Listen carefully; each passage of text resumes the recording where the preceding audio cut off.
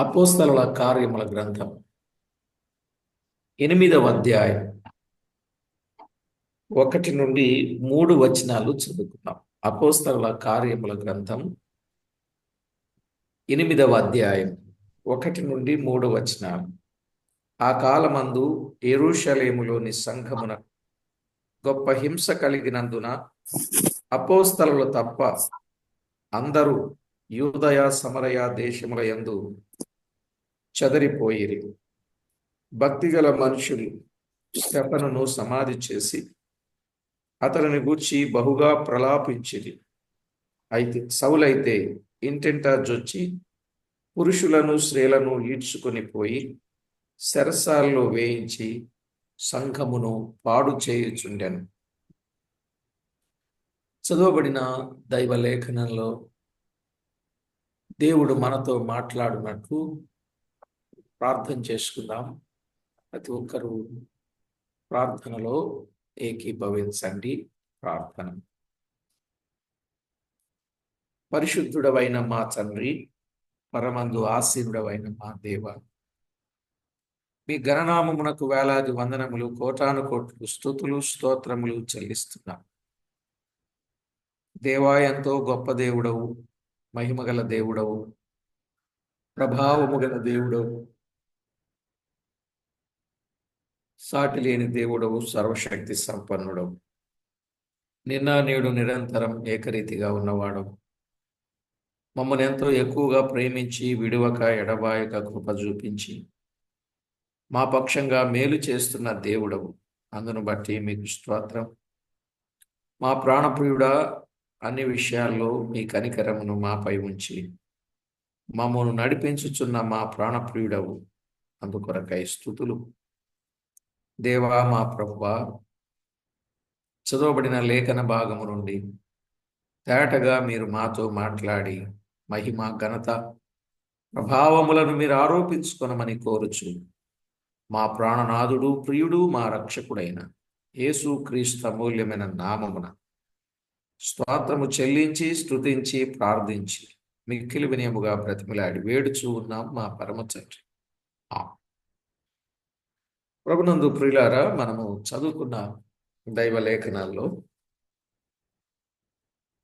ముఖ్యంగా 8వ అధ్యాయంలో ఫిలిప్పు పరిచర్య అనేది మనకి కనబడతా ఉంది. ఫిలిప్పు పరిచర్య. ఇందులో మన ప్రభు అయిన క్రీస్తు వదకు తేబడు గొర్రెపిల్లగా మౌనంగా ఉన్న క్రీస్తును మనము గుర్తించవచ్చు. వదకు తేబడు గొర్రెపిల్లగా మౌనంగా ఉన్న క్రీస్తును ఈ అధ్యాయంలో చూడవచ్చు. ఈ అధ్యాయంలో దాదాపు 40 వచనాలు ఉన్నాయి. ఈ 40 వచనాలను 4 భాగాలుగా మనము విభజించవచ్చు. 40 వచనాలను 4 భాగాలుగా విభజించవచ్చు. అందులో 1 నుండి 3 వచనాలు సంఘమునకు గొప్ప హింస కలుగుట. సంఘమునకు గొప్ప హింస కలుగుట. 4 నుండి 13 వచనాలు సమరయలో ఫిలిప్పు సువార్త ప్రకటించుట. సమరయలో ఫిలిప్పు సువార్త ప్రకటించుట. 14 నుండి 25 వచనాలు 14 నుండి 25 వచనాల్లో పేతురు యోహానుల పరిచర్య. పేతురు యోహానుల పరిచర్య. ఇక 26 నుండి 40 వచనాలలో 26 నుండి 40 వచనాలలో ఫిలిప్పు మంత్రిని రక్షణలోనికి నడిపించుట. ఈయన ఆర్థిక శాఖ మంత్రి, ఫైనాన్షియల్ మినిస్టర్. ఆయనను రక్షణలోనికి నడిపించుటను గురించిన విషయాలు మనం వింటున్నాం. నిజమే ప్రియులారా, దైవ లేఖనములో మనము తేటగా గమనించాలి. 1 నుండి 3 వచనాలు సంఘమునకు గొప్ప హింస కలుగుట. 4-13 వచనాలు సమరయలో ఫిలిప్పు సువార్త ప్రకటించుట. 14-25 వచనాల్లో పేతురు యోహానుల పరిచర్య. 26-40 వచనాల్లో ఫిలిప్పు మంత్రిని రక్షణలోనికి నడిపించుట. నిజమే, ఆ రోజుల్లో సంఘానికి గొప్ప హింస కలిగినప్పుడు భక్తిగల మనుషులు స్టెఫనును సమాధి చేసి ప్రలాపించిరి అని మనము 2వ వచనంలో చూస్తాం. సంఘమునకు ఎప్పుడైతే హింస కలిగిందో సంఘములో ఉన్న వారందరూ చెదరిపోయారు. రకరకాల దేశాల, రకరకాల ప్రదేశాల వారు చెదరిపోయారు. కొందరు భక్తిగల మనుషులు స్టెఫనును సమాధి చేసి ప్రలాపించారు. వాస్తవంగా నిరీక్షణ లేని ఇతరుల వలె దుఃఖింపకూడదు కదా. నిరీక్షణ లేని ఇతరుల వలె దుఃఖింపకూడదు. తెస్సలోనికైలకు రాసిన మొదటి పత్రిక 4వ అధ్యాయం 13వ వచనం ప్రకారంగా దుఃఖించకూడదు. లోకములో ఎవరైనా చనిపోతే వారికి నిరీక్షణ లేదు, అనగా చనిపోయిన వారు ఎక్కడికి వెళతారనేది వారికి నమ్మకం లేదు. మనకైతే ప్రభు పిల్లలు మరణిస్తే ప్రభువు దగ్గరకు వెళ్తారనే నిరీక్షణ మనకి ఉంది. అవునండి, ప్రభు పిల్లలు మరణిస్తే ప్రభు దగ్గరకు వెళ్తారనే నిరీక్షణ ఉంది. ఫిలిప్పీ పత్రిక 1వ అధ్యాయం 21వ వచనం 23వ వచనాన్ని మనం చదివితే మనకు అర్థమయ్యే సత్యం అదే.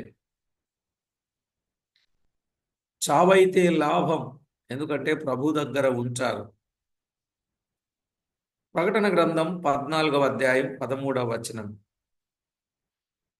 ప్రభునందు మృతులు ధన్యులు, వారు తమ ప్రయాసములు మాని విశ్రాంతి పొందుతారు. ఇది ప్రభు పిల్లలకు దక్కిన ధన్యత, ప్రభు పిల్లలు పొందిన భాగ్యం. అయితే భక్తులు వెళ్ళిపోయినప్పుడు వారి పని కొరత పడుతుందని చింత మనకు కలదు, కానీ వారిని గురించి మనోవిచారము కలిగి ఉండాల్సిన అవసరం అయితే లేదు. అందుకే నిరీక్షణ లేని ఇతరుల వలె దుఃఖించొద్దన్నాడు. మనం ఆ విధమైన దుఃఖం మనకుండదు, కానీ వారు వెళ్ళిపోయినప్పుడు వారి పని కొంచెం కొరత కనపడుద్ది. తండ్రి స్థానం, తండ్రి ఉండుంటే ఆయన స్థానం ఆయనదే, తల్లి ఉండుంటే ఆమె స్థానం ఆమెదే. అవును కదండి. సహజంగా వారు లేనప్పుడు దుఃఖపడతారు, కానీ ఆ దుఃఖం లోకస్తులకున్న దుఃఖం కాదు. వారికి నిరీక్షణ లేదు, వారు దుఃఖిస్తారు. మనం నిరీక్షణ కలిగి ఉన్నాం, మనం దుఃఖపడాల్సిన అవసరం లేదు. ఎందుకు? ఒకానొక దినాన ప్రభువుతో ఉన్న వారిని మనము చూస్తాం, కలుసుకుంటాం. కాబట్టి దుఃఖపడాల్సిన అవసరం అయితే మనకు లేదు. ప్రియులారా, ఈ విషయాన్ని మనం ఆలోచన చేయాలి. అక్కడ వారి కొరకు బహుగా ప్రలాపించిరి అన్నారు. ఆ ప్రలాపం ఏమిటి? ఆయన లేడు, మళ్ళా చూడం అనేది కాదు. ఆయన ఇప్పటి వరకు గొప్ప పని చేస్తూ ఉన్నాడు, ఆ పనిలో కొదువ ఏర్పడింది అనే దానికోసం వారు దుఃఖించారు. పరిసయ్యులు వారి నాయకుడైన సౌలు సద్దూకైల హింసలలో మొదట చేరకపోవుటకైన 3 కారణాలు ఉన్నాయి. పరిసయ్యులు వారి నాయకుడైన సౌలు ఉన్నాడుగా, అతడు సద్దూకయుల హింసలలో మొదట చేరకపోవుటకై 3 కారణాలు ఉన్నాయి. అంటే ఆయన దగ్గర వస్త్రాలు ఉన్నాయి స్టెఫనును చంపేటప్పుడు, కానీ ఆయన మాత్రం చంపలే. ఎందుకు? ఒకటి, అప్పటి వాదనాంశమైన పునరుత్థానము అను సిద్ధాంతము నిజమని పరిసయ్యులు అంగీకరించిరి, కానీ వారు దీనిని యేసు ప్రభు యొక్క పునరుత్థానములో తప్పనిసరిగా సంబంధపరచవలసిన అవసరము వారికి లేకుండెను. ఈ అంశము పైన సద్దూకయులతో చేతులు కలుపుటకు వారు నిరాకరించారు. ఒక మాటలో చెప్పాలంటే సద్దూకయులు పునరుత్థానము లేదనిడి వారన్నమాట. అందువల్ల రెండవ కారణం, సద్దూకయులు రోమా నుండి విడిపోవుటకు గాని శాంతికి భంగము కలుగుటకు గాని ఇష్టపడకపోయేది. రోమాతో విడిపోవలసిన ప్రమాదమున్న తొలగించుటకే వారు క్రైస్తవులను హింసించుచుండిరి. అర్థమైందండి? పరిసయ్యులు రోమా నుండి విడిపోవుటకు గాని శాంతికి భంగము కలుగుటకు గాని ఇష్టపడకపోయారు. రోమాతో విడిపోవలసిన ప్రమాదమున్న తొలగించుటకే వారు క్రైస్తవులను హింసించుచుండిరి. పరిసయ్యులట్లుగాక రోమా ప్రభుత్వముతో విడిపోవగోరి శాంతికి కొంత భంగము కలిగినను దానిని సంతోషముగా అంగీకరించుటకు వారు ఇష్టపడ్డారు.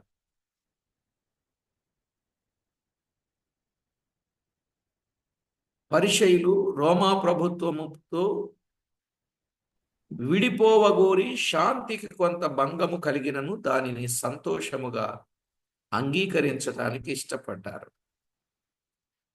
ఇక మూడవ రీజన్, క్రైస్తవులు ఇప్పటికిని దేవాలయమును గాని మోషే ఆచారములను గాని తృణీకరించలేదు.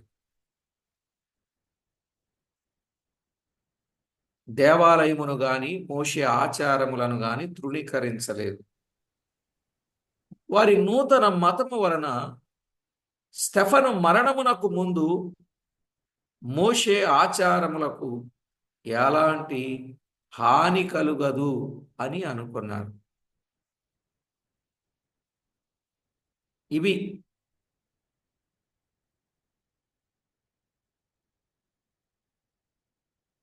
పరిసయ్యులు వారి నాయకుడైన పౌలు సద్దూకయుల హింసలలో మొదట చేరకపోవుటకైన 3 కారణాలు. రైట్. అయితే సౌలు ప్రభు శిష్యులను గొప్ప హింస పెట్టుటకు సాధనమై ఉన్నాడు. అతడు చిన్నవాడై ఉండగా గమలీయేలు పాదముల యొద్ద నేర్చుకున్నవాడు, విద్యను అభ్యసించినవాడు. అయితే గమలీయేలుకున్న మనసు ఇతనికి లేదు. గమలీయేలుకున్నటువంటి మనసు ఇతనికి లేదు.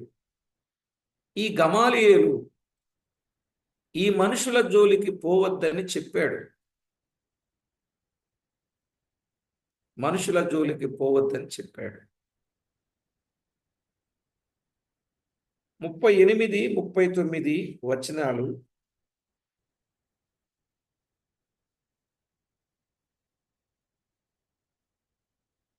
నాలుగవ అధ్యాయంలో కొన్ని సంగతులు, 4వ అధ్యాయం 38, 39 వచనాల్లో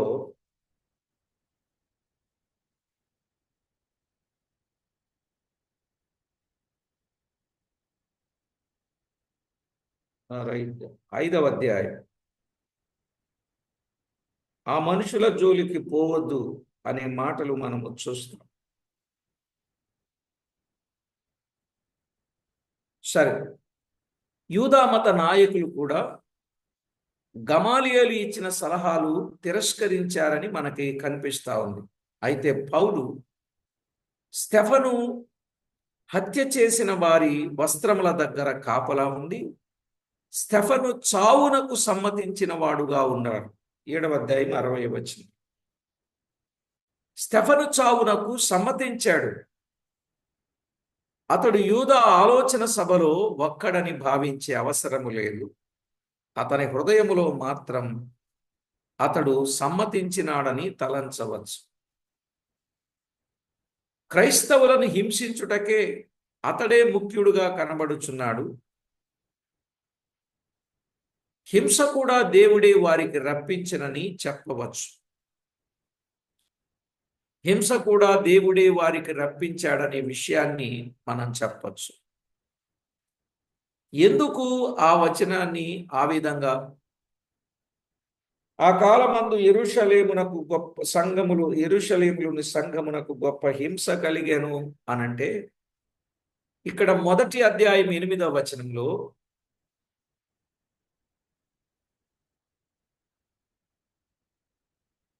అపోస్తల కార్యాలు 1:8లో మీరు యెరూషలేములోను యూదయలోను సమరయలోను బూదిగంతముల వరకు నాకు సాక్షులై ఉండాలి అని దేవుడు చెప్పాడు. కానీ వీళ్ళందరూ ఎక్కడున్నారు? యెరూషలేములో మాత్రమే ఉన్నారు. యెరూషలేములోనే ఉన్నారు గనుక ఇప్పుడు వీళ్ళు చెదరిపోతేనే గాని సువార్త ప్రకటన చేయడానికి వీలు ఉండదు. అందువల్ల ఇప్పుడు ఏం జరిగిందంటే శ్రమలు వచ్చాయి. సంఘానికి హింస కలుగ చేశాడు. అందుకే దేవుడే సంఘానికి హింస కలుగ చేశాడు, చెదరిపోవాలని. అందుకే 8:1 ఇక్కడ చెప్పబడింది. 1:8 ముందుగానే చెప్పబడింది. ముందుగా చెప్పబడిన ప్రకారంగా వీరు చేయకపోవటం వలన దేవుడే తన సంఘమునకు హింస కలుగజేశాడు అనేది మనము గుర్తించాలి. పూర్వకాలములో దేవుడు నోవాహుతో నీవు ఫలించి అభివృద్ధి పొంది విస్తరించి భూమిని నింపుడని చెప్పగా ఆ ప్రజలు ఏం చేశారండి? మనము భూమి అందంతటా చెదరిపోకుండా ఒక గోపురము కట్టుకొందామని ఆలోచించగా దేవుడు వారి భాషలు తారుమారు చేశాడు. తారుమారు చేసి వారిని భూమి అందు అంతటా చెదరగొట్టెను అనే మాట ఉంది కదా. ఆకాశమునంటూ గోపురం కట్టి మనం అందరం ఇక్కడే ఉందామని అనుకున్నారా లేదా? ఆదికాండం 9వ అధ్యాయం 1 మరియు 7వ వచనం, ఆదికాండం 11 3 నుండి 5 వచనాలు. దేవుడు ఏం చెప్పాడు? మీరు ఫలించి అభివృద్ధి పొందండి అని చెప్పాడు. భూమిని నిండించండి అని చెప్పాడు. విస్తరించండి అని చెప్పాడు కదా. కానీ వీళ్ళేం చేశారు? ఒక గోపురాన్ని కట్టుకొని భూమి అందంతటా చెదరిపోకుండా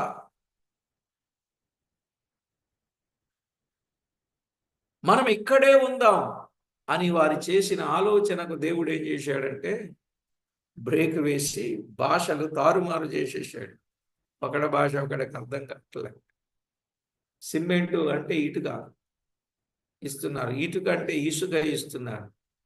అదంతా దేవుడు భలే చక్కగా అక్కడ వాళ్ళని మనం ఇలా చెప్పకూడదు, కానీ దేవుడు చక్కగా వాడుకోవడం మానేసి ఆడుకోవడం మొదలుపెట్టాడు వాళ్ళతో.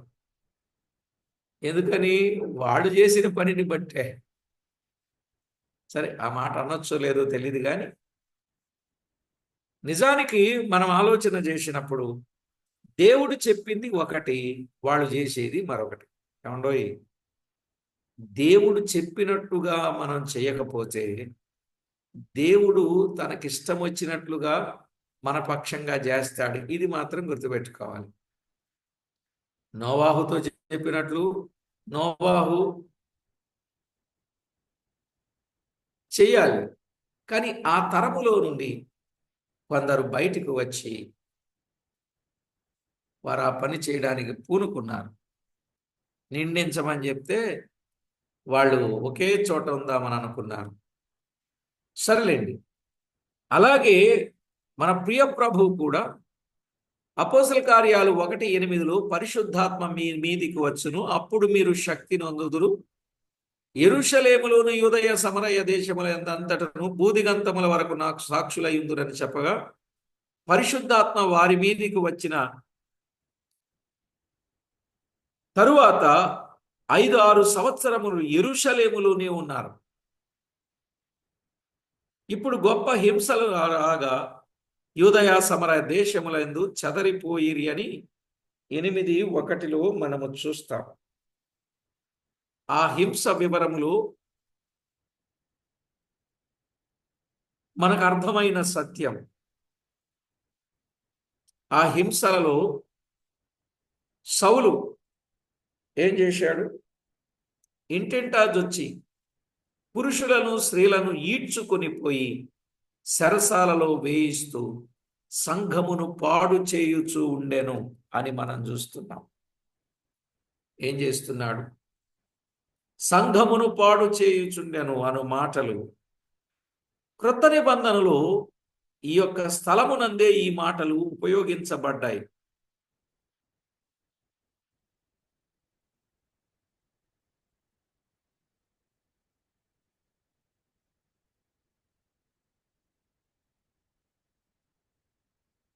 ఒక మాటలో చెప్పాలంటే, అడవి పంది ఒక తోటలో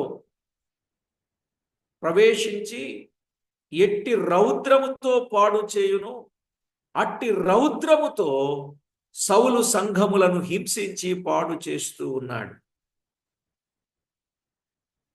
అక్కడే ఈడ్చుకొని పోయి చెరసాలలో వేయించుచుండాను అని ఉన్నది. అనగా బలత్కారముగా ఈడ్చుకొని పోయాడని తెలియచున్నది. సౌలు యూదామతమందు ఆసక్తి గలవాడై ఇలాగూ హింసించుచూ ఉన్నాడు అని గలతీ పత్రిక 1వ అధ్యాయం 13వ వచనం 14వ వచనంలో మనం చూడవచ్చు.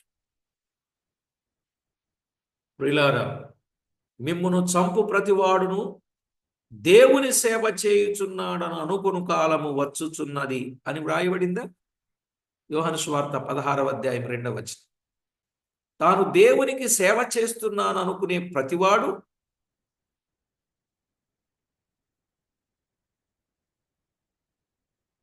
ఆత్మలను చంపుచున్నాడు.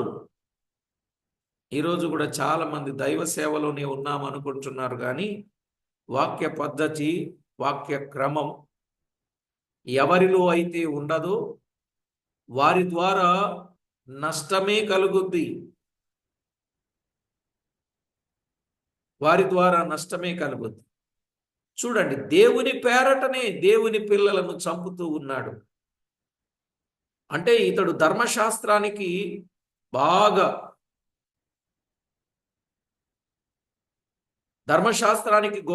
బహు గొప్ప సాక్షిగా కనబడుతున్నాడు. ధర్మశాస్త్రాన్ని ప్రజలు మీరుతున్నారు అనుకున్నాడు, కానీ వాక్యానుసారమైన దైవ సేవలో వారు కొనసాగుతున్నారని ఆలోచన ఆయనకి లేదు. దైవ నియమములకు, మోషే ధర్మశాస్త్రమునకు, దైవ ఆచారములకు వ్యతిరేకంగా పనిచేస్తున్నారని ఆలోచన చేశాడే గాని అందులో ఉన్న వాస్తవికత ఎరుగని వాడుగా ఉన్నాడు. గొప్ప జ్ఞాని. ఆ తర్వాత పట్టబడిన తర్వాత మనం చూస్తాం. సౌలును గురించి తరువాత అధ్యాయంలో మనం బాగా చూడొచ్చు. ఇంకా 4 నుండి 13 వచనాలు, 4 నుండి 13 వచనాల్లో సమరయలో ఫిలిప్పు సువార్త ప్రకటించుట. సమరయలో ఫిలిప్పు సువార్త ప్రకటించుట. 8వ అధ్యాయం 4వ వచనం. కష్టము అనే గాలి సంఘములోని మంటలను ఆర్పివేస్తుందని ఆ నాయకులు అనుకున్నారా? దానికి బదులుగా అది మంటలను చెదరగొట్టింది.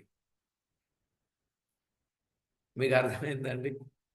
వాళ్ళు సంఘములో కలిగిన ఆ మంట, ఆ జ్వాల, ఆ ఉజ్జీవం, దాన్ని వాళ్ళు ఆర్పాలని అనుకున్నారు కానీ ఆ మంటలను చెదరగొట్టినట్లయింది. చూడండి, ఒక చోట మండే మంటను తీసి మరొక చోట ముట్టిస్తా ఉంటారు. అవునండి. ఆ మంట ఎక్కడున్నా మండుతూనే ఉంటది. వాళ్ళు అనుకున్నారు మనం ఒక్క చోటే పెడుతున్నాం, లేక ఇక్కడే హింసిస్తున్నాం అని అనుకున్నారు కానీ దేవుడు ఎంత గొప్ప కార్యాన్ని చేయించాడు. మనం ఇప్పటికే ఈ వచనాలను చాలా కాలంగా, చాలా నెలలుగా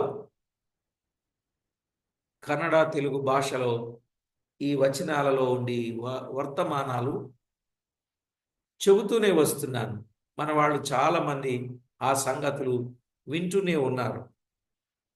కాబట్టి ప్రభునందు ప్రియులారా, బైబిల్ గ్రంథములో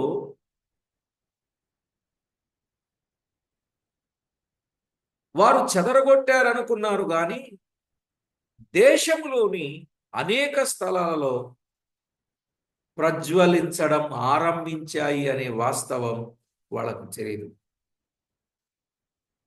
హింస అనేది క్రీస్తు సాక్షులను ఆపలేదని, అది సువార్త వ్యాపకానికి సహాయపడగలదని సంఘ చరిత్ర తెలియచూ ఉన్నది. ఉజ్జీవ జ్వాలలు రగిలాయి. హింసలు పొందటానికి సిద్ధపడ్డారు, హింసింపబడుతున్నారు, చెదిరిపోయారు. చెదిరిపోయిన వారు సువార్త వాక్యమును ప్రకటించుచు సంచారము చేసిరి అని వ్రాయబడింది. ఆ రోజుల్లో అండి విశ్వాసులు సువార్త ప్రకటించుచు ఆనందముతో ఓర్చుకుంటూ ఉంటే అది వారి యథార్థ మనస్సును, నిష్కాపాట్యాన్ని, క్రీస్తులో ఉన్న వారి విశ్వాస జీవితాన్ని, అందున్న వాస్తవాన్ని వెల్లడు చేస్తూ వెళ్ళారండి.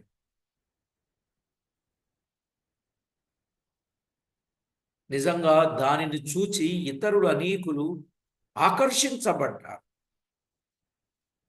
వారు ఒకటే చెప్పారు, మేము నమ్మిన దేవుని ప్రకటింపకుండా ఉండలేదు, మీ మాట వినాలా, దేవుని మాట వినాలా అన్న ఆలోచనతో వారు దేవుని పని కొరకై ముందుకు కొనసాగుతూ వచ్చారు. ఇక 8వ అధ్యాయం 5వ వచనములో ఫిలిప్పు సువార్త ప్రకటించుచుండెను. ఈయన పరిచారకుడైన ఫిలిప్పు. 6వ అధ్యాయం 5వ వచనములో ఈయన పరిచారకుడైన ఫిలిప్పు. ఈయన ఎప్పుడైతే యెరూషలేమును విడిచిపెట్టాడో అప్పటి నుండి సువార్తికునిగా పనిచేయనారంభించాడు. అంతకుముందు ఎవరైనా 7గురిలో ఒకడు పరిచారకుడైన ఫిలిప్పు కదా. ఇప్పుడు ఫిలిప్పు ఏమయ్యాడు? సువార్తికుడయ్యాడు. ఈ బిరుదును దాదాపు 20 సంవత్సరములైన తరువాత పౌలు ఫిలిప్పును కైసరలో అతని ఇంటి వద్ద దర్శించినప్పుడు ఆయనకిచ్చాడు. అపోస్తల కార్యాలు 21వ అధ్యాయం 8వ వచనం. ఫిలిప్పు సేవ 4 స్థలములలో వివరించబడింది. ఫిలిప్పు సేవ 4 స్థలములలో వివరించబడినట్లుగా చూస్తాం.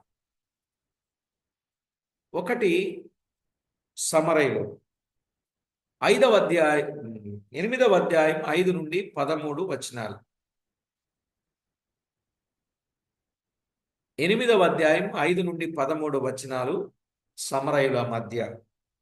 సమరయులు 2 గాజాకు పోవు మార్గములో మంత్రితో మాట్లాడుట. గాజాకు పోవు మార్గములో మంత్రితో మాట్లాడుట 8:26 నుండి 39. 3 మధ్యధరా సముద్ర తీరమున 40వ వచనం. ఇక 4 కైసరలో 21వ అధ్యాయం 9వ వచనంలో.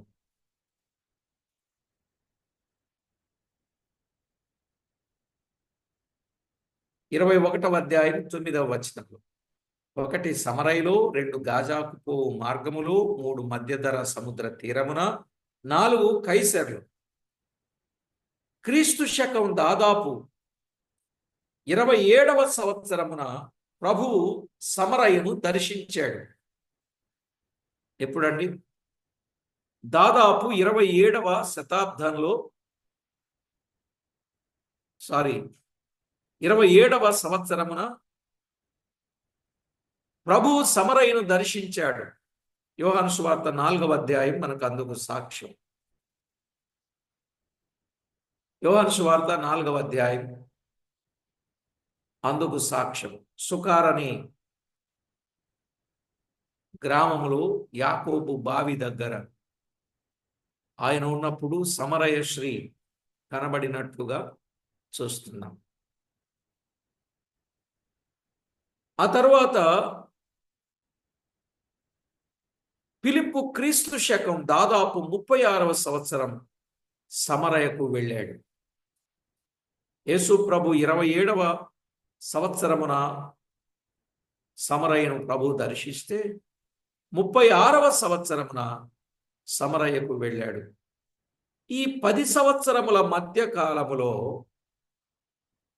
ప్రభు దర్శనము వలనను పరిచర్య వలనను సమరయలోను వార్తకు అనుకూలమైన ఒక గుంపు ఏర్పడింది.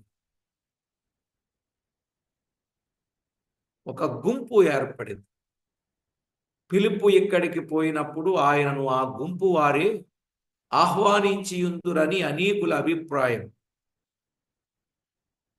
ఈ చెదరపోయి సమరయకు వెళ్ళినప్పుడు వారు ఫిలిప్పును చేర్చుకున్నారు అని అభిప్రాయం. ఎందుకంటే సమరయులు సగము యూదులైన సంకర జాతి వారు గాని యూదుల నుండి అన్యులకు సువార్త వ్యాపించుటకు వారొక వంతెన వలె తోడ్పడి ఉందరు.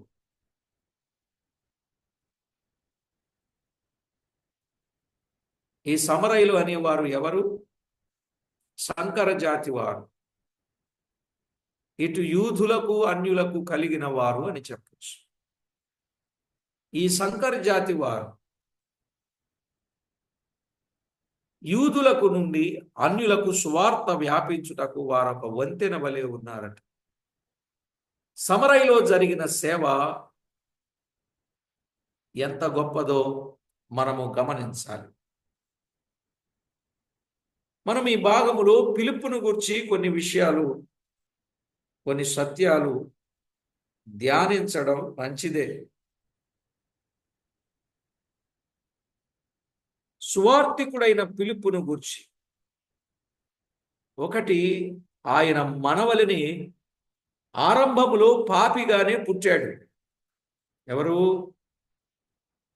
ఫిలిప్పు ఆరంభములో మనవలి పాపిగానే పుట్టాడు. రెండో మాట, సువార్తను ఎలా విని తెలుసుకొని క్రీస్తును సొంత రక్షకునిగా అంగీకరించాడో ఆ సంగతి వివరంగా వ్రాయబడకపోయినా కానీ క్రీస్తును ఆయన సొంత రక్షకునిగా అంగీకరించి క్రొత్తగా జన్మించిన వాడుగా మనం చూస్తాం. మూడవదిగా, క్రొత్త జన్మలో కూడా తన రక్షణకు ముద్రగా పరిశుద్ధాత్మను పొంది ఉన్నాడు. క్రొత్త జన్మలో కూడా తన రక్షణకు ముద్రగా పరిశుద్ధాత్మను పొంది ఉన్నాడు. 4, కలిగిన రక్షణలో ఎదిగి పరిశుద్ధాత్మకు తను తాను అప్పగించుకొని ఆత్మతో నిండుకొనిన వాడయ్యాడు. అంతేకాదు, ఫిలిప్పు మరికొన్ని రక్షణానుభవములు అలంకరింపబడ్డాయి. రక్షణానుభవములతో అలంకరింపబడిన వాడుగా చూస్తాం. ఏమిటి అందులో? జ్ఞానముతో నిండిన వాడై ఉన్నాడు. జ్ఞానముతో నిండిన వాడై ఉన్నాడు. అవును, పరిశుద్ధాత్మ నింపుదలతో జ్ఞానాభివృద్ధి లేకపోదు. తప్పనిసరిగా పరిశుద్ధాత్మ నింపుదల మనకుంటే జ్ఞానాభివృద్ధి పొందేది ఖాయమండి. ఆత్మకు అవకాశం ఇవ్వాలి, ఆత్మ చేత నింపబడిన వారుగా ఉండాలి. అప్పుడు ఖచ్చితంగా దేవుడు మనకేమిస్తాడు? జ్ఞానమునిస్తాడు. అపోస్తల కార్యాలు 6:3. ఇక బి, ఫిలిప్పు మంచి పేరు గలవాడై ఉన్నాడు. మంచి పేరు గలవాడై ఉన్నాడు. 6వ అధ్యాయం 3వ వచనం. మంచి పేరు లేనిది దేవుని సేవ చేయడం జరగదండి. వెలుపటి వారి వలన మంచి పేరు పొంది ఉండాలి. తిమోతికి రాసిన మొదటి పత్రిక 3వ అధ్యాయం 7వ వచనములో లోపటి వారి వలననగా తిమోతి వలె స్థానిక సభలోనున్న దేవుని పిల్లల వలన మంచి పేరు పొంది ఉండాలి. అపోస్తల కార్యాలు 16వ అధ్యాయం 2వ వచనం మనం చూడొచ్చు. తిమోతి మంచి పేరు పొందినవాడు. ప్రసంగి గ్రంథం 7వ అధ్యాయం 1వ వచనం ప్రకారంగా సుగంధ తైలము కంటే మంచి పేరు మేలు. సుగంధ తైలము కంటే మంచి పేరు మేలు. మరి మనమున్న ఊరిలో మనకు మంచి పేరున్నదా? మనమున్న స్థలములో మనకు మంచి పేరున్నదా? ఆ విషయాన్ని మనం గుర్తించాలి. ఇక సి, విశ్వాసముతో నిండి ఉండిన వాడు ఫిలిప్పు. అపోస్తల కార్యాలు 6:5. ఎక్కడ ఆత్మ నింపుదల ఉండునో తప్పక విశ్వాస సంబంధమైన నింపుదల కూడా ఉంటుంది. ఎందుకనగా ఆత్మకివ్వబడిన పేళ్లలో విశ్వాసముతో కూడిన ఆత్మయని ఒక పేరు గలదు. కొరింథీయులకు రాసిన 2వ పత్రిక 4వ అధ్యాయం 14వ వచనం. కాబట్టి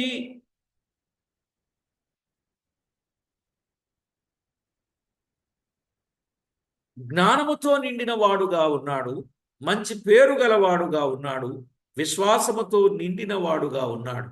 ఇక డి, ఇట్టి గుణలక్షణములు కలిగిన ఫిలిప్పు యెరూషలేము సభలో పరిచారకుడుగా నియమింపబడి పనిచేశాడు. ఫిలిప్పు నింపుదల తెలిసినది ఎవరికి? శిష్యులకు. వారు ఆత్మతోను విశ్వాసముతోను జ్ఞానముతోను నింపబడిన ఆ 7గురిని వారు గుర్తించగలిగారు. ఈ దినాలలో అట్టి నింపుదల లేకుండా ఉంది. అవును,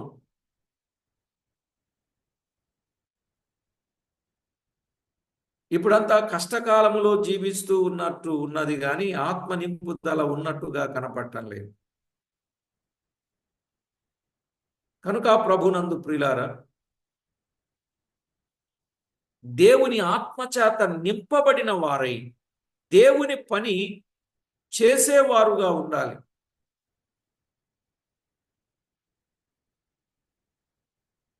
సొంత నోరు కాదు, పరుని నోరే నిన్ను పొగడదగును అన్నాడు సామెతల గ్రంథం 27:2. మనకు మనం గొప్ప చెప్పుకోకూడదు. పొరుగువారే మనలను గురించి చెప్పాలి. అవును, ఫిలిప్పు నేనే నేనే అని చెప్పుకొనలేదు, కానీ సభవారి 6గురులో ఆయన నియమింపబడి తగిన నింపుదల గలవాడని కనిపెట్టి ఒప్పుకొని ఆయన నేర్పరిచారు. మళ్ళీ 8వ అధ్యాయం వరకు ఫిలిప్పు కనబడడు. అంతటా 8లో రాసినట్లు గొప్ప హింస యెరూషలేములో ఉన్న క్రీస్తు సభకు కలిగితే ఫిలిప్పు వేరే పనిలో చేరినట్టు అగపడుచు ఉన్నది.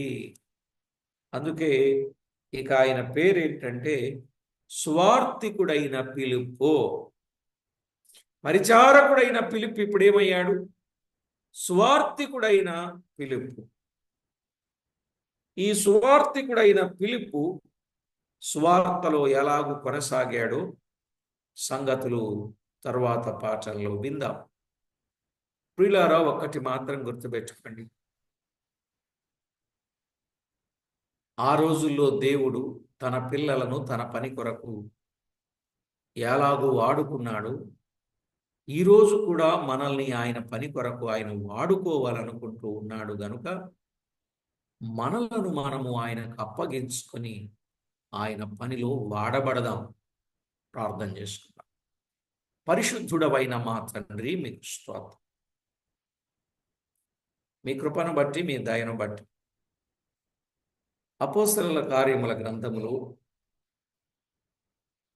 8వ అధ్యాయంలో ఉన్న కొన్ని సంగతులు తేటగా మీరు మాకు బయలుపరిచినందుకు వందనాలు. మా ప్రభువా, ఆత్మతో, విశ్వాసముతో, మంచి పేరుతో నిండుకొనిన వారిని మీరెలాగున బలపరచి ఉపయోగించారో మేము చూచాం. మా ప్రభువా, సమరయలో వాడుకున్నారు, గాజాకు పోవు మార్గములో వాడుకున్నారు, పిలుపు మధ్యధరా సముద్ర తీరము దగ్గర వాడుకున్నారు. మాత్రమే కాదు మా ప్రభు, కైసరులో ఆయనను మీరు వాడుకున్న విధానాన్ని బట్టి వందనాలు. మీ కొరకు అప్పగించుకుంటే మీరు ఎవరినైనా ఎక్కడైనా వాడుకుంటారు. ఆత్మచేత నింపబడిన వారుగా ఉండినట్లయితే మీరు ఎక్కడైనా వాడుకుంటారు. అలాగూ ప్రతివారు ఆత్మచేత నింపబడిన వారై మీ కొరకు వాడబడేవారుగా సిద్ధం చేయమని కోరుచు. మా ప్రభు అయిన యేసు క్రీస్తు నామమున స్తుతించి, స్తోత్రించి, ప్రార్థించి మిక్కిలి వినయముగా బ్రతికిలాడి వేడుచూ ఉన్నాం మా పరమ తండ్రి. ఆమేన్.